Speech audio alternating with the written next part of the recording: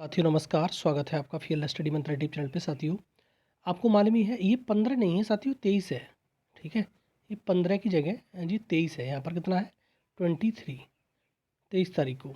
आपको मालूम है कि लेखपाल की जो जॉइनिंग है सभी जिलों में, एक तो मेगा शो रखा जा रहा है बनारस में, आपको मालूम होना चाहिए। जैसे मैंने कल लेटर भी दिखाया था ऑफिशियल वाला, तो 23 तारीख को मेगा शो है। ये यहाँ पर सिर्फ लेखपाल के ही नहीं, कुछ अन्य भर्तियों के भी नियुक्ति पत्र बांटे जाएंगे। और ये तुम्हारा मिशन रोजगार के तहत किया जा रहा है। और 23 तारीख को आपको बनारस में एक तो मेगा शो देखने को मिलेगा, और हर जिले में जितने भी जिले हैं मंडल हैं, मंडलों में आपको नियुक्ति पत्र देखने को मिलेंगे। और नियुक्ति पत्र मंडलों में आपके कोई मंत्री गढ़ वगैरह बांटेंगे आपको। ठीक है साथियों, तो ये एक मेगा शो होने वाला है। 23 तारीख को सभी के ज्वाइनिंग लेटर मिल जाएंगे लेखपाल वालों के। पहली बात तो ये हो गई, एक लेखपाल की होगी बात। दूसरा, कंबाइंड टेक्निकल की साथियों बार बार मैं कह रहा हूँ, कंबाइंड टेक्निकल का समझ में नहीं आ रहा है कि कंबाइंड टेक्निकल का रिजल्ट बन के तैयार है, लेकिन रिजल्ट आयोग देने को तैयार नहीं है। और इसमें सबसे बड़ा मुझे दिक्कत ये लग रही है कि भर्ती है तुम्हारी सपा सरकार की। और ये अब देखो 2016 की भर्ती है, सपा सरकार की भर्ती है।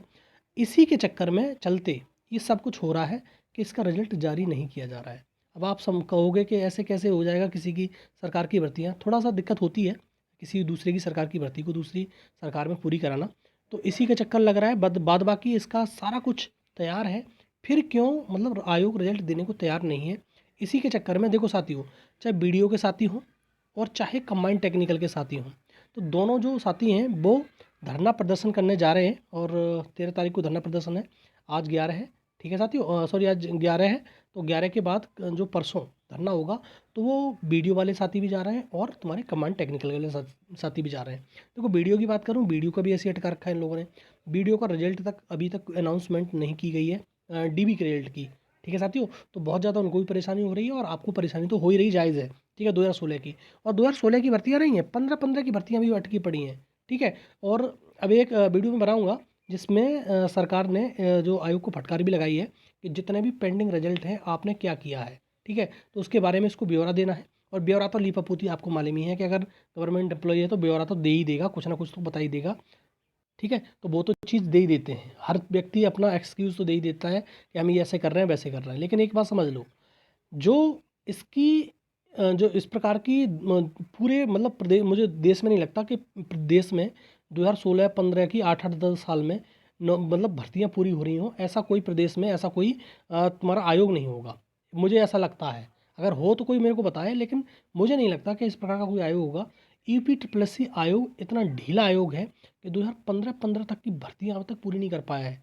ठीक है, बहुत सारे भर्तियों के जो इंटरव्यू हैं 2015 के 2016 के, वो भी पेंडिंग है। अब लगाओ साहब कब से, मतलब ये क्या कर रहा है आयोग, समझ में नहीं आ रहा।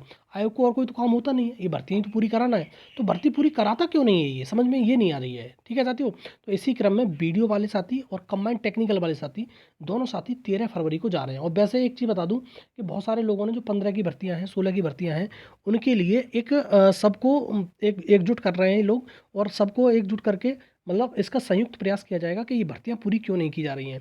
और ये मैं पहले से ही कहता चला आ रहा हूँ कि अगर ऐसा नहीं करोगे तो इसी प्रकार से नोटिफिकेशन निकलते रहेंगे, भर्तियां लेट होती रहेंगी, फिर नोटिफिकेशन निकलते रहेंगे, ये भर्ती कंप्लीट नहीं होगी। क्योंकि 500 400 200 पदों की भर्तियां पूरी नहीं करा पा रहा है आयोग, तो बड़ी भर्ती कैसे पूरी कराएगा, तो आप खुद समझ सकते हो। तो इसी चक्कर में सारे लोग एकजुट हो रहे हैं।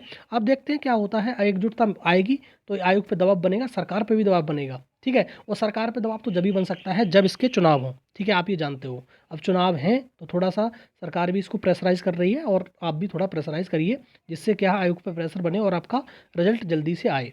अब देखो साथियों और बात कर लेते हैं, जैसे जेई 2018 का अब लगाओ हिसाब। अब मैंने एक वीडियो बनाया था, मैंने उसमें बताया था कि जेई 2016 की ज्वाइनिंग नहीं करा पाया आयोग।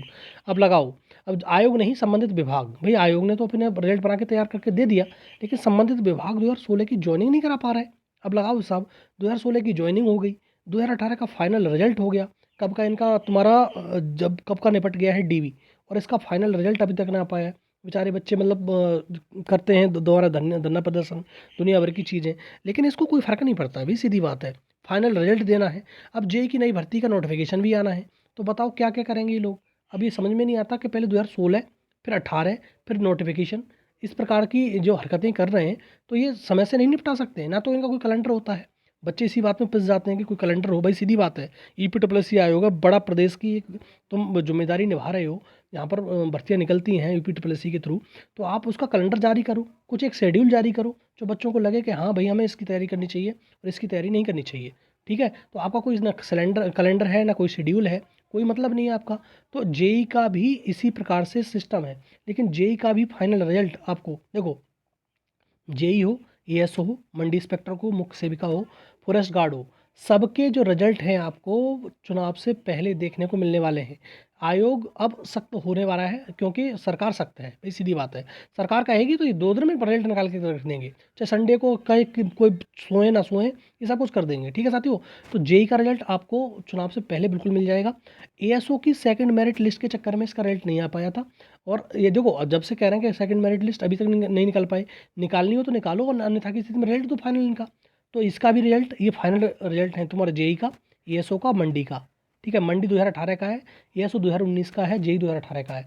इनके फाइनल रिजल्ट आपको मार्च में ही देखने को मिल पाएंगे। अब देखो कोई कहे फरवरी में बहुत उम्मीद कम लग रही है, क्योंकि हाँ मार्च में फर्स्ट वीक में भी देखने को मिल सकते हैं, लेकिन ये निश्चित हो गया है कि अब सारे रिजल्ट आपको मार्च तक देखने को मिल जाएंगे। आयोग पर बहुत ज़्यादा प्रेशर है सरकार का।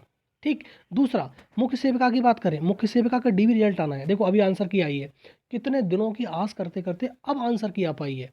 ठीक है, तो आंसर की आ चुकी है, आपका जो मुख्य सेविका का डीवी रिजल्ट है वो भी आ जाएगा। लेकिन डीवी मुझे नहीं लग रहा है कि डीवी चुनाव से पहले हो जाए, पॉसिबल नहीं हो पा रहा है।